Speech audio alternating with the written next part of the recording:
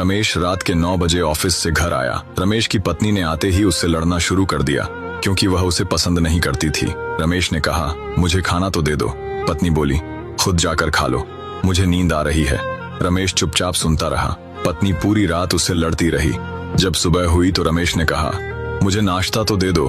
पत्नी ने गुस्से में कहा, मैं तुमसे तंग आ गई हूँ, भगवान करे तू मर जाए। रमेश कुछ नहीं बोला और चुपचाप ऑफिस चला गया। पत्नी अपने बच्चों को स्कूल से लेकर वापस आ ही रही थी तो उसने देखा कि घर के सामने भीड़ लगी हुई थी। वह करीब पहुंची तो देखा कि उसके पति की लाश घर के सामने पड़ी हुई थी। उसके ऊपर कयामत से आ गई। मन में सन्नाटा सा छा गया। पत्नी जोर से चीखने लगी और चिल्लाने लगी, रमेश उठ जाओ, अब मैं तुमसे कभी नहीं लड़ूंगी, तुम्हें कुछ नहीं कहूंगी, मुझे कुछ नहीं चाहिए, उठो रमेश, तुम्हें भूख लगी थी ना, चलो मैं खाना देता हूँ, मुझे छोड़कर ना जाओ, उठ जाओ। लेकिन रमेश कैसे उठता, उसे तो उसकी बद्दुआ ने मार दिया था। रमेश के जाने के बाद पत्नी को दुनिया के रंग नजर आने लगे, रिश्ते बदलते दिखने लगे, उसके अपने उससे मुंह मोड़ने लगे, दुनिया के लोग उसको गंदी नजरों से देखने लगे। फिर कुछ दिनों में उससे उसका घर भी छीन लिया गया। जो हिस्सा उसका बनता था उसको ससुराल वालों ने उसे दे दिया।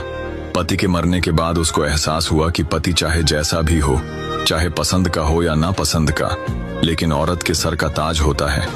अगर सहमत है तो कमेंट में यस जरूर लिखें।